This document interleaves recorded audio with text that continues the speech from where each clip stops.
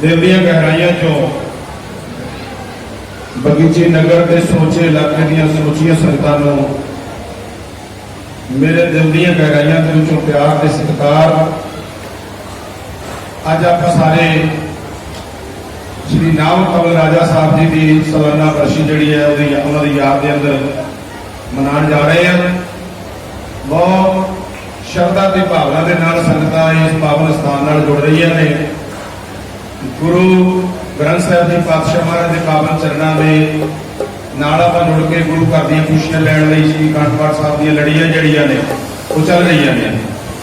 सो मैं प्रोग्राम आरंभ करने तो पहला एक बार सारी संगत को बेनती करा कि अपनी हाजरी पहला सतगुरु के चरणों में लवाओ ते आखो जी वाहिगुरु जी का खालसा वाहिगुरु जी की फतेह। जिहड़े नाल आए ने सारियां दा मैं दिल दी गहराइयां तो धन्नवाद करदा। और बीबा गुरविंदर कौर बल उन्होंने दास नूं भी सेवा करने का मौका मिलिया। भाई बलविंदर सिंह भौरला, भाई रणजीत सिंह जी राणा, समुचा जत्था तकरीबन पौने 2 घंटे लैना पिया इतिहास का। जिथे जिथे भी संगतां इधर उधर खड़ियां बैठियां ने मैं सब नूं साडे अति सत्कारयोग संत बाबा हरबंस सिंह जी बगीची वाले महापुर जिन्होंने संगतां नूं प्रेरणा दी है और इस सालाना समागम बड़ी चढ़ती कला के होंगे ने। सानू बड़ी बारी उस स्थान से संगतां के जोड़े झाड़न का मौका मिलिया ते बाबा जी का हुक्म सरमत थे बीबा बलविंदर कौर बल ते जिन्होंने बाबा जी का हुक्म मान के अज तुहाडे रूबरू अपने प्रोग्राम जिन्ने भी बाबा जी के हुक्म होणगे उस अनुसार तुहाडी सेवा करांगे जी। सो आओ आप सारे जिन्ने भी बाहर भी संगतां मैं वेखिया दूर दूर तक संगतां खड़ियां ने ते मैं सब नूं बेनती करांगा आप जे सतगुरु के घर आए हैं तो पूरा पूरा लाहा लईए। प्राणी को आया लाहा लैन लगा के तो फकड़े सब मुक्ति चली रहने जीवन रूपी रात है पता नहीं कदों मुक जानी है। इस करके आप इसका पूरा पूरा लाहा लईए की बेनती है संगतां नूं। सारियां संगतां आओ पंडाल दे विच होए इकत्तर मिलो मेरे भाई दुखदा दूर करो लवलाए हरना मैं कह हो जोड़ी गुरमुख बैठो सभा बिछाए। ये सोहने दरबार की सिफत बीबा गुरविंदर कौर बल पासों तुहाडे सामने आओ अपने मन के अरमानां नूं इस बाणी का इस गुरु ग्रंथ साहिब जी के पावन चरणों के महात्म का वर्णन तुहाडी नज़र के क्यों कर रहे हैं।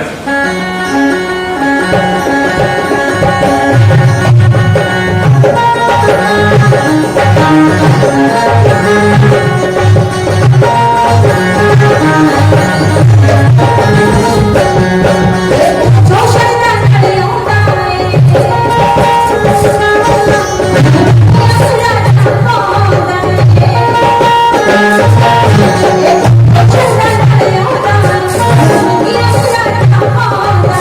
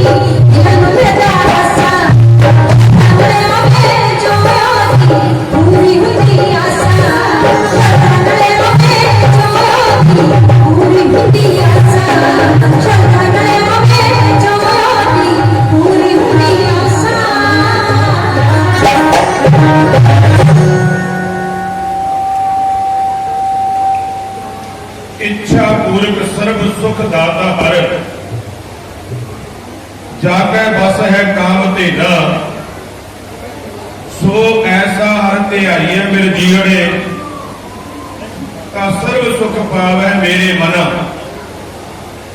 ये दाई ऐसा दर है, पिंगल पर्वत पार करे खल चतरब कीता, अंगले तेरे पवन सूझिया गुर भेट पुनीता। महिमा साधु संग की सुनो मेरे बीता।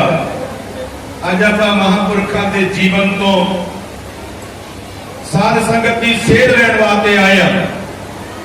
गुरबाणी का फैसला भाग टड़े और संत तुम्हारे, जिन घर धन हर नामा परवान गणी सही के आए। सफल दिना के कामा मेरे राम हर जन के हो बल जाई। केसा का मैं चरण चरण बुलावा चरण धूड़ मुखलाई। सतगुरु के पावन बचन ने प्यारे हो कि जन्म मरण दोहो मैं नाही, जन पर उपकारी आए। जी दान दे भक्ति लाए हर सो लैन मिलाए। श्री नाभ कमल राजा साहब जी का वो मुबारक जन्म, जिन्होंने वाकई ही साध संगत जी राजे, जिनके हृदय धन वसै तिनका नौ फकीर, जिनका पल्ले धन वसै तिनका नौ फकीर, जिनका हृदय तू वसै तेना गुणी गहीर। सतगुरु के अमृत वचन हैं गुरु के प्यारे हो, जिनके चोले रतने प्यारे कंत तिना के पास, धूड़ तिना की जे मिले जिनको नानक की अरदास।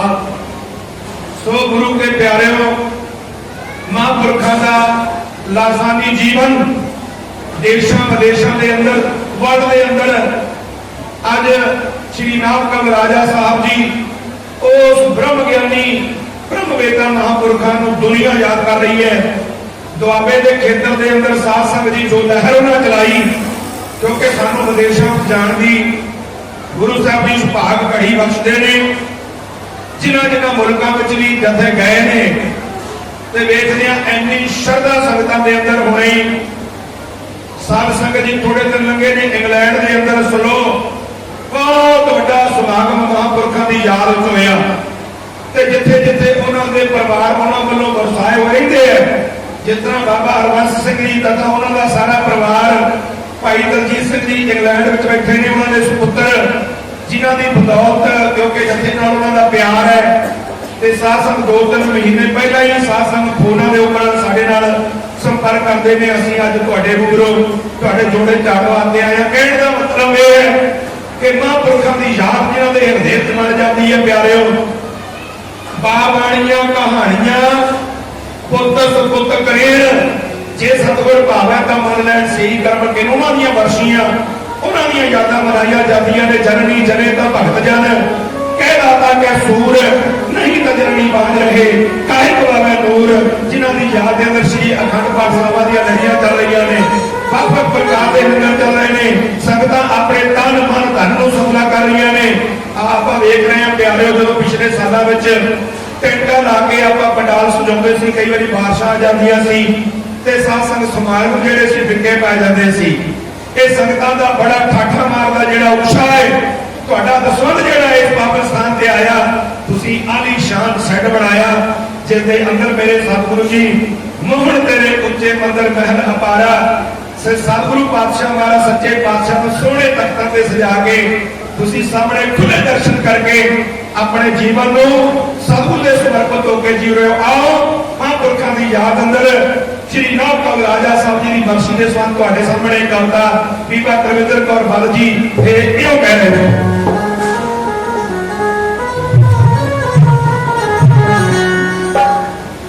राजा साहब की बरसी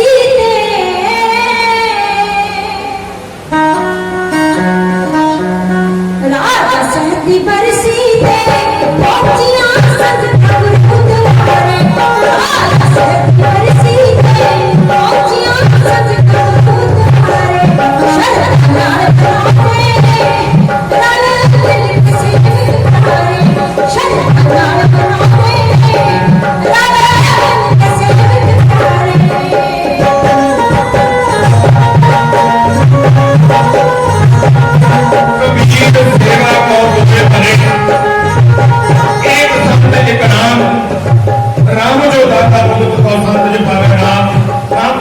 घर के दर के उपर किसी किस्म की कोई घाट नहीं होती, कोई दुध मंगता दुध मिलता है, कोई पुत्र मंगता पुत्र मिलता है।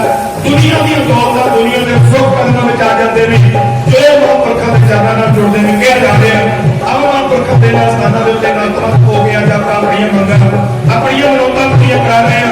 महापुरखों को प्यार के नाम हो गया संगत वास कर दिया मेरी बहुते पंचनाम है बहुते भजन छूटे मोह है एक समय मोह है बांधे दो फल मोह है जब आपने कोई प्रेम नहीं अकेला साज कबू सुबह देखो तो दिन प्रेम कियो तेरी ब्रह्मा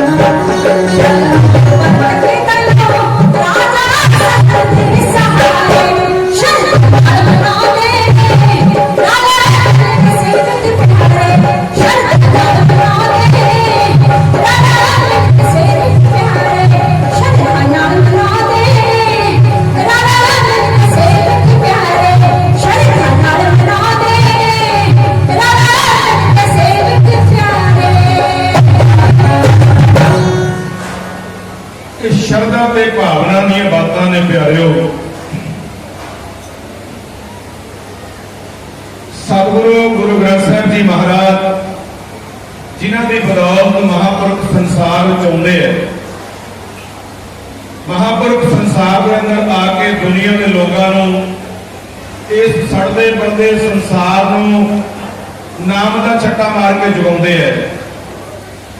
ਮੇਰੀ ਬਾਂਦੀ ਭਗਤ ਛਡਾਵੇ ਬੰਦ ਹੈ, ਭਗਤ ਨਾ ਛੂਟੈ ਮੋਹ ਹੈ, ਇੱਕ ਸਮੇਂ ਮੋਹ ਹੋ ਗਏ ਬੰਦ ਹੈ, ਤੋ ਫੁਨ ਮੁਕੈ ਜਵਾਬ ਨਾ ਹੋਈ। प्रेम दियां खेडां ने जाओ हम बांधे मोह पास हम प्रेम बंधन तुम बांधे, अपने छूटन को जतन करो हम छूटे तुम आराधे। बहुत सारिया संगतां इलाका सारा जेड़ा भटभागी है प्यारिओ, कई दिनों तो सेवा दे इस महान कुंभ के अंदर आपो अपना योगदान पा रही हैं। संगतां यथाशक्त तन मन धन दे नाल सेवावां निभा रही ने। जथे का सत्कार किया जा रहा है संगतां वालों, बहुत सारा प्यार भेजिया। जी आया धन्यवाद है जी, जिन्होंने खजानिया विचों माया पाई सतगुरु जी खजाने भरपूर कर। सब तो पहला इस स्टेज के उपर पंथ के महान विद्वान भाई साहब जी, भाई सुखदेव सिंह जी अपने बच्चों के नाल कवि श्री राग जिहड़े सन वो इतिहास नाल जोड़ के सानू सुना रहे सन। मैं उन्होंने दिल दी गहराइयां तो धन्यवाद करता। तकरीबन पौने 2 घंटे उन्होंने संगत नूं गुरु सिद्धांत नाल जोड़ के रखिया। बहुत वधिया गल है प्यारे। सतगुरु गुरु ग्रंथ साहिब जी महाराज कृपा करन, ये इलाका जिहड़ा है उत्तराखंड के अंदर तुसीं आके इस धरती नूं भाग लाए, जंगलों में मंगल लाए ने। वैसे भी महापुरखों की जिस तरह से कृपा हो जाए, मैं हैरान होना कई बारी सानू उन्हां कंट्रियां में जाने का मौका मिलिया जिथे गुरु के प्यारिओ गुरु ग्रंथ साहिब जी महाराज के प्रकाश होए, जिथे कदे मनाइयां सन, किते राग नहीं सी लागा जा सकता, किते कीर्तन नहीं सी गाया जा सकता। अज गुरु साहिब जी की कृपा ऐसी हुई, जो हुक्का दिता सी मेरे सतगुरु जी ने, भाई गुरदास साहब जी ने लिखा सी घर घर अंदर धर्मशाल। गुरु नानक देव जी महाराज के आने वाले परिवारों के अंदर जिथे अमृत वेले बैठ के समूह परिवार जुड़ के गुरबाणी गाएगा, जपजी साहब के पाठ करनगे, शाम को सौन लगे सोले की बाणी पढ़ के आराम विश्राम करके उत्थे ते गुरु के प्यारो उस घर के अंदर धर्मशाल ही होगी। इस करके विदेशों के अंदर आज निशान साहब दूर तो झूलते नजर आ रहे हैं, जो कि सिख धर्म की चढ़ती कला के प्रतीक ने। मैं कदे कहन लग्या अंग्रेज नहीं करता, साडे मुल्क नूं आजाद होया 75 साल हो चुके ने प्यारे। जिहड़ी राजनीति सानू गुरु साहब ने दिती सी, गुरु नानक देव जी पातशाह महाराज ने हुक्म दिता सी, तख्त राजा सोभ है, जे तख्त लायक हुई कि इस तख्त के उत्ते वो राजा सुभायमान होवे जेड़ा तख्त ते जोग होवे। नहीं तो उस समय दियां अखौती उस समय दियां मौजूदा हुकूमतां जिहड़ियां सन, जिहड़ियां प्रजा दे उत्ते जुल्म करदियां सन, प्रजा दे उत्ते अत्याचार करदियां सन। गुरु नानक देव जी महाराज जी ने कहण लग्या, कदे झिझक महसूस नहीं सी कीती। उन्होंने ये गल कह दी सी, राजे सी मुकदम पुते, कि तुसी राजे ते हो पर राजा वाला किरदार अदा नहीं कर रहे। किन्ने साल बीत गए प्यारिओ, अज जो असी इस आजाद मुल्क के वासी अपने आप को माण महसूस करते हैं, असी आजाद मुल्क में रहते हैं। मैं तो हैरान होना दुनिया के लोगों, जदों साडा भारत आजाद होया सी उदों एक नारा लग्या सी, जय जवान जय किसान। तुसी इस नारे ते पहरा दिता सी। छोटे होंदे स्कूलों में जदों जांदे सी, स्कूलों दी दीवारां दे उत्ते लिखिया हुंदा सी, जय जवान जय किसान। क्योंकि पंजाब के जवान की भी जय हुंदी सी ते पंजाब के किसान की भी जय हुंदी सी। कारण की सी, क्योंकि जदों जदों भी भारत वर्ष के उत्ते कोई विपता का पहाड़ टुटिया, जे कोई बाहरला दरानी अमदानी भी चढ़ के आया, साडे पंजाब के सूरवीर योधियां ने अपनी छाती अगे ढा के उन्हां दा मुकाबला किया। उन्हां हमलावरां नूं साध संगत जी लोहे दे चने चवाए सन।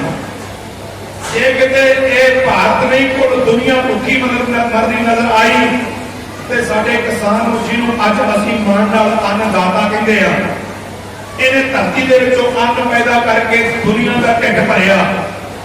ਤੇ ਸਾਧ ਸੰਗਤ ਜੀ, ਇਸ ਕਰਕੇ ਇਹ ਗੱਲ, ਇਹ ਕਹਾਵਤ ਆਮ ਕਹੀ ਜਾਂਦੀ ਸੀ ਕਿ ਜੈ ਜਵਾਨ ਤੇ ਜੈ ਕਿਸਾਨ। ਪਰ ਅਫਸੋਸ ਇਸ ਗੱਲ ਦਾ, ਇਸ ਜਵਾਨ ਨੇ ਸਰਹੱਦਾਂ ਦੀ ਰਾਖੀ ਤੇ ਕੀਤੀ, ਇਸ ਕਿਸਾਨ ਨੇ ਦੁਨੀਆ ਦਾ ਢਿੱਡ ਤੇ ਭਰਿਆ, ਪਰ ਇਹ ਕਿਸਾਨ ਲੋਕਾਂ ਦਾ ਢਿੱਡ ਭਰਨ ਵਾਲਾ ਇਕਨੋਮਿਕਲੀ ਵਿਕਸਿਤ ਨਹੀਂ ਹੋ ਸਕਿਆ। ਇਹ ਜਵਾਨ ਜਿਹੜਾ ਸਰਹੱਦਾਂ ਤੇ ਰਾਖੀ ਕਰਦਾ ਸੀ, ਜਾ ਕੇ ਅਖੌਤੀ ਲੋਕਾਂ ਨੇ ਇਹਨੂੰ 6ਵੇਂ ਦਰਿਆ ਵਿੱਚ ਡੋਬ ਦਿੱਤਾ।